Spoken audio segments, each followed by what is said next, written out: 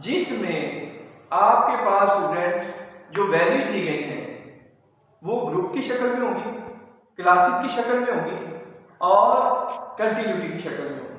तो मोस्टली जो group data होता है वो क्लासेस की शक्ल में लिखा जाता है, ग्रुप्स की शक्ल में लिखा जाता है, कॉलम्स की शक्ल में लिखा जाता है, फ्रीक्वेंसी की शक्ल में लिखा जाता है। जो फ्रीक्वेंसी डिस्ट्रीब्यूशन होती है ये भी एक ग्रुप डाटा ही होता है।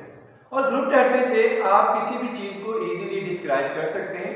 मेरे पास देखिए यहाँ पे एग्जांपल लिखी हुई है, तो ये ग्रुप डाटा की एग्जांपल है। तो मुझे अगर कोई ये पूछता है कि 10 से लेके 15 तक नंबर ऑफ लैपटॉप्स कितने हैं, तो मैं इजीली बता सकता हूँ कि 10 to 15 के सामने ट्रू फ्रीक्वेंसी लिखी हुई है 2 है। ठीक है स्टूडेंट्स, ये था हमारा बेसिक जो हमने डिस्कस किया। इसमें हम लोग आखिरी टॉपिक को डिस्कस कर रहे हैं, रेंज।